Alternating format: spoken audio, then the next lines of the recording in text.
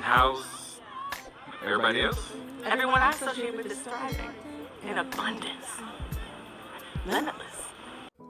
Hello, I'm Arlene, and welcome.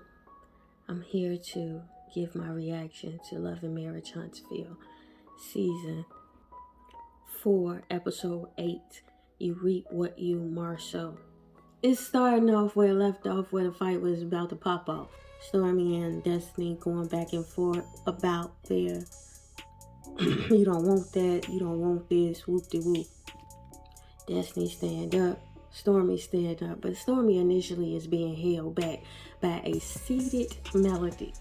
So however much Stormy really wanted that fight, then you see Tiffany coming over, holding back Stormy, smiling and whatnot. And they get Stormy seated, they get Destiny in the back. And Tisha is the one coming out, Destiny, you don't want to do that. You can't control her. You can only control yourself, because it feels like they're trying to reimagine Tisha's image through other characters. Now Destiny calmed down in the office and Melody come back there like, y'all was both talking crazy. And then Destiny is like, no, she was talking to me crazy. I was talking to you, Melody. Kimmy and Melody go, no, but you were aggressive. I don't know the way they edited it. But what I am seeing is, though, minus points for the disposition and the way she's communicating. But all she has been doing is communicating facts all night. You have this peripheral character insert herself in a situation that she is not even peripheral to. She is a spectator at best, imposing herself on some interrogation of a person who she's not in close proximity to, but the person she has who has those same answers and more clear answers sit right next to you, but you gonna come at her, and then it's like, that's what's up, yeah, what's up then? My scale is leaning towards Destiny in the way it's being edited towards the narrative. I understand her demeanor. I don't see it as aggressive. I see it as demonstrative. What I perceive through with the way they've been showing it is her being demonstrative, and people not liking the way she's communicating. It becomes aggressive because I don't like it. Except the points are being distracted from because nobody's answering the true points. We got all the way here when we should be at a point where Melody is telling us what was said in the room that Destiny said that was talking against her. Secondly, if Tisha is the ops and you don't want Destiny associating with your ops, why would then you bring her blood relative to commune with, and not only commune with in any old setting, but overnight? She out there by herself. I gotta give Tisha some grace. That's why I feel like they trying to judge her image. I have to give Tisha some grace in this too, because it's like, it's recognizing that she out there by herself. Nobody's explaining shit. That's why last reaction I had, I pointed out twice that Tisha said, that ain't fair. You say the woman said something against you. Tell me what I said. Oh, it's not that important. No, it is that important. Tell me what I said. Bitch, nobody's talking to you. Tisha then goes, that's not fair. If she solely communicates that without backup, I heard people say Stormy was Melody's backup. Problem with Melody's backup is her backup was ineloquent and never had no logic or disposition that afforded us anything productive in this narrative. On the other hand, Tisha, as Destiny's backup, affords you the caught like humping it. That's not fair. Tell the girl what you heard in the room with me. If I'm the ops, why are you talking about me? If at the end of the day, Melly don't want to answer these questions and just want to say, I just don't want to fuck with y'all, say that plainly. I just don't like y'all. But the way Melody is moving feels very manipulative. You go and get the blood relative of Tisha, who you know Tisha told you personal information that humiliated this woman, which let you know that this was a family dynamic, that they were open to speak about everybody's personal business, despite their familial kinship.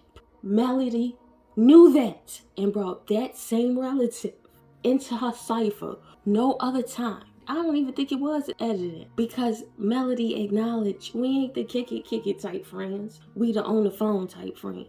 Another problem I have with this whole scene is I'm kicking it with your ops. You're not my friend. You said relationship we had. I don't need you to come back here to calm me down. Really, Destiny out there by herself.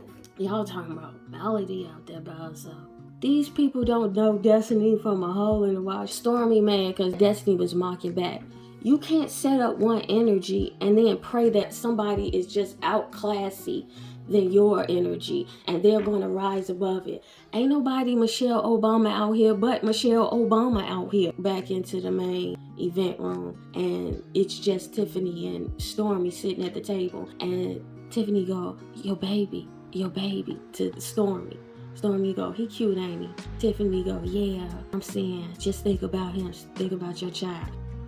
So Stormy was like, yeah, I know that, but you ain't finna talk to me like that. Right then, Tisha come out and go, what was all that about? Stormy was like, she was mocking me. You ain't finna talk to me like that. And then Tiffany go, yeah, she was mocking her.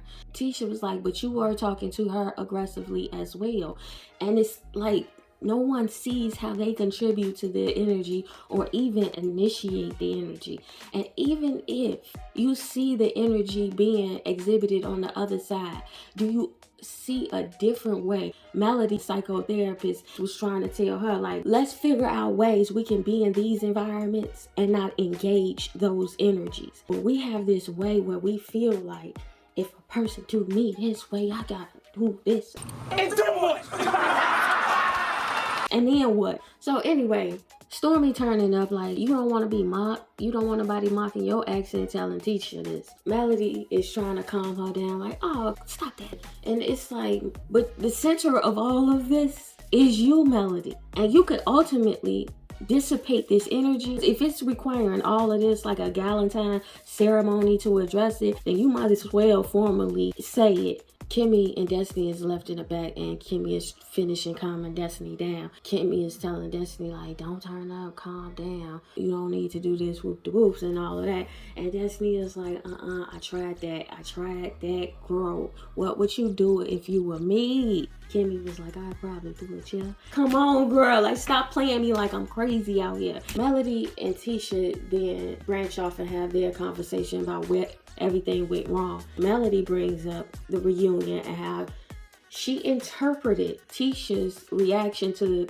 Melody's explanation as to why she's pulled back communication. She didn't think that Melody was a good friend. Tisha goes, no. And then they do a flashback. Whenever I get done with Love and Marriage Huntsville, I break away from everything. Tisha, yes, that's what I said. I break away from everything. Why you make that face? I think it's an excuse. An excuse for what? She hasn't done anything to me. Oh, I don't know. You know what? Yeah, let me say all that. No, I want to hear from you because this is an open forum. Why do you think what she just said is an excuse? Because the same thing happened between Mel and I think when Mel needs you, you're there for her. But then when she gets it together, then she's too busy. You might not be all that bad of a friend if they keep coming around when you down, though. Now Melody go, if I'm not a good friend, why would you think I would be down with you after that moment on the stage? Touche. But why would Destiny know that you changed up that moment? This could have been hashed out this way a long time ago. Thank you, Melody, for explaining that to Tisha. However, you explaining that you talking about Marceau is based on the way it was for them talking about you and Martell. It's not the same thing, because when they got on the show, y'all marriage was the thing up for discussion. And then when it got too hot, then y'all started throwing fire in their direction. They didn't posit that from themselves. Y'all initiated that. Martell initiated that when he had that conversation with Marceau. You had that discussion with Tisha about her marriage, pull up to the bar and all of that. Was that supposed to help their marriage? You initiated all of this, is what I'm saying. So that's a disingenuous stance you taking. She talked about your marriage because you talked about your marriage. It's not the same. Tisha said exactly what I said. We responded to what you said first. That's the point of it all. We're not pretending like they wasn't trying to light everybody else's house on fire. That's why she's wearing the team wife shirt to begin with. I be wanting to have grace for Melody. Melody explaining her side. Yeah, it tricks the gooch because Melody is eloquent. That does not mean what she is saying makes any sense. If you notice, Melody do the same thing Martell do. Whenever they get in a conversation and Melody goes to bring up a point, Martell pull out his phone and starts scrolling through his phone like he got evidence to the contrary. That's exactly what Melody do. They fight the exact same way. Every time you bring up a point with Melody, this phone is supposed to be the magic wand to erase your logic. In actuality, all it does is just pad the case to throw you off the main point you came to argue. Tisha with the whoop up the bam on the logic. Sometimes you play a good chess player and you know you kind of average at chess. Person across the board is good at chess. A lot of times you can get a good player to lose to you by throwing them off their game mentally, second guessing their every move. So in turn, good players who lack confidence usually fold under the pressure of the confidence of the player across from them and not their knowledge. Because they fold under such confidence, they don't pull out what they have in their bag. Today, in this episode, Tisha is not going to bow down to the antics. So Melody and Tisha are having this conversation, and it's at a point in the conversation when Melody is saying she don't lie, she not a liar. You are a liar unless you're not conscious or aware of the things you say, so you're not present with your words. But anywho, Again? Melody goes, tell me what time I've ever lied. Tell me a time I've ever lied. Tisha goes, would you allow me to finish speaking? She didn't say it like that. Let me talk. So she goes, we never said anything about you cheating. Hell yeah, first season we knew you were cheating. Because Martell and you called us to tell us not to talk about it the first season. So y'all knew before y'all came to this show that Martell was cheating on you, Melody. Don't do that. Tisha told Melody straight up, on your shit. Melody like, I'm owning it. But you're not. Like, you've been able to get up out that gym. You confront the issue by blowing it up. It's the same thing. I remember last season, they were all at that meeting for the comeback group. And Martell threw in Melody's face something about the children and then got up and left. Because he knew the point that was being argued was a business point. But he threw like a bomb to like get up out that gym and escape the room. That's the same thing Melody does when she argues. But she does it in a more sleight of hand way. Melody argues to the parameter of the point in an effort to diverge you off the point that you're trying to make. Tisha is, in this episode, her manner in arguing is she isn't allowing Melody to budge her off her points. She's not allowing you to throw the smoke bomb and get up out that argument. Just own your shit, Melody. And then so Melody jumps up and says, I own my shit. Tisha say, where's your proof? Melody say, I don't lie. You have no intention of showing her the proof. Tisha go, you knew Martell was cheating on your ass for 3 years and you still had a baby by his ass. This is the first time somebody said it publicly to her. Because she wants to hold everybody else accountable for the way Martell treated her in her marriage and the way they move with him now that she's made the decision to leave her marriage. But you had a whole child by the man while he was misbehaving. Oh, it's not teen wife no more. You could see it. It's not like it's not obvious what Melody be doing. And it's insulting to all of our intelligence as an audience, but it's most insulting to the intelligence of those who are around her. It might be best for Melody to get off the show and be aligned with the cipher where she can be her most authentic self and direct with people. Melody retorts, well, you laying in the bed with a man who cheating on you every day. Tisha goes, proves to me that he's cheating on me. I don't know if this man is cheating on her or not. The way he moves in his responses and the way that he was friends and was okay with being aligned with Martell, and his sloppy maneuvers, if not the behavior, the odor of the behavior was stitched in his clothes. So I can't say as an audience member for certain this man ain't cheating or is cheating, but you offering this information validates Tisha's point. You don't offer that up in good faith for her good being, or you offer that as revenge. Tisha then goes, prove it. Melody says she gonna pull up this tweet. We still have yet to see anything that Melody have said she was gonna pull up or was been trying to pull up since the start. Kimmy's on the sideline gesticulating, trying to mediate with just posturing, where there's no way she can double dutch her way into the conversation. They are yelling across the board. So Melody didn't get these tweets up apparently. Melody goes and deflects. Melody goes, see, her energy is all wrong, and her energy, she is like this, and this just proves I can't be friends. And it's like, that's not the point though. What precipitates her energy being this though? Kimmy, you the one with the saying, we want to talk about what the middle is. Let's start at the beginning. Teachers say, Miss Actress, bravo girl, you got it girl. Melody again walks out. It's giving Tamar energy. Forget you, Tisha, kiss my ass, she said. Whatever, I'm done, she leaves out.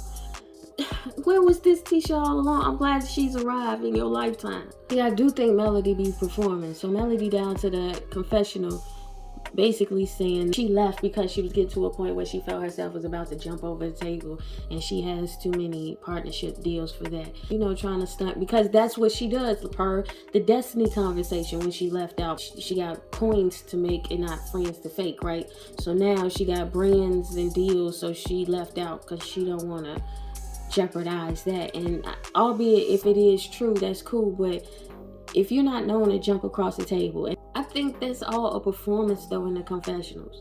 You was really gonna jump across the table because Tisha asked you to prove it, girl. You brought it up. Prove it then. She congratulating herself that she walked out. Why are you congratulating yourself for things you do normally? Maurice bringing Kimmy breakfast in bed for her birthday. They go over the Galentine's event that happened. Kimmy explained Melody's position for me. It was a little bit more clarity. So then Kimmy needs to make finishing touches to Jalen's housewarming. And then they bring up the invite list. Then they bring up if Melody is coming or not. So Maurice is like, she the center of all the bullshit, really. Even if she has a right to her position in the bullshit, the way she's going about translating her position is whipping up the frenzy of bullshit in her wake. Maurice say, if Mel don't come, can Martell come? Kimmy like, I gotta pray on it, to Maurice, imposing Martell on the scene by calling him about Jalen's housewarming. Kimmy don't seem like she too interested in the conversation from the outset. Maurice calls Martell and says, this housewarming is about to go on. If Melody don't slide, you want to slide? Martell is like, wait, hold on. Why, if Melody don't slide, why is it not the other way around? Maurice throwing Kimmy under the bus, because you know the guys is the guys. Prior to him calling Martell, he brings up the fact like, oh, you team Melody. No, I'm team right and wrong. Kimmy goes, no, I'm nobody's team, but Melody ain't got me in no bullshit. So Maurice says, well, that's up to Kimmy as to why she invited Mel first. And then he passes the phone over to Kimmy. Did Kimmy volunteer for this conversation? Because she might don't even want to have it. Kimmy tell Martell, your actions come with consequences that blow back on me. And Martell was like, I ain't never said or done nothing to you. And Maurice has to talk around but get to the point that it's the picture. Don't nobody want to say straight out it's the picture because they want to not make this the storyline. Because as Kimmy is saying to Martell, this ain't something she want to be involved in. Maurice proposes that they all three sit down and hash it out. And Martell breaks up on the response, and then that's how the conversation ends. But why should all three of y'all get together, have this conversation? I didn't know it was that deep. Is it that deep because Maurice still want to kick it with Martell, even though Martell is the nigga who's a cheater outright, and he wanted to be okay with Kimmy that he still kick it with the outwit cheater? So Maurice, for her birthday, surprises her with packed suitcases and a trip to Miami. Marcel standing outside of Black, who apparently waiting on Wanda, and she late. They go inside, they go to the kitchen, they doing their back and forth usual banter. And she not even dressed to shadow anybody in the kitchen and do the work. So Marcel's like, Tisha said you came to shadow and see how to do the skills. And she was like, no, I really wanted to just slide on you to give you the paperwork. If you give me the money, you get all the skills you need to see once you invest in me, apparently. Wanda, you tripping. Go on and get you some skills. Just off GP, even if it ain't even about Marcel.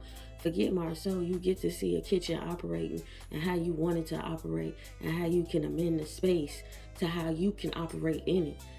Get that free game up. That's what nepotism is too. Marcel doing his ditty, making a band, cheesecake spill. Got her talking about some wash the dishes. So Wanda flipped that thing like, I don't know if you don't want to give me the loan due to the fact that the room's going on. And Marcel was like, no, this ain't the place to talk about that here. And Wanda's like, no. So they go over this picture that must have hit the internet. Well, Marcel is supposedly in a hotel room. Wanda said in her confessional after going over the pictures again and again, that probably was your big back. I understand what you're trying to do, Miss Wanda, but the way you doing it, unless his wife comes to you specifically asking for backup, why is you on this man's heels like that? Marcel say, you think it was me. Wanda say, that's what I'm asking you. So he says, I'll tell you this. The same place you got the information from, go ask them, was it me? He follows up by saying, to be honest with you, I haven't seen my back, so I really don't know what my back look like. Wanda is like, it matters because it's your reputation. Your reputation is messing with my daughter, and I'ma still stick up for her. Cause he asked her, what does it matter? And it's, yeah, cause it don't matter to y'all. That's why Kimmy is off the subject. That's why she mediating shit she ain't got shit to do with, because she don't want no problems to have to deal with a person who don't see how it affects the people in their lives when rumors like this persist when they can readily deny them. She asked him directly, was you in Atlanta on January the 4th? Marcel said, yeah, I was in Atlanta. Wanda say, look, boom, I see your hand. She said, a lie, you don't answer quickly, but the truth, you answer very quickly. They tell me a lot about you.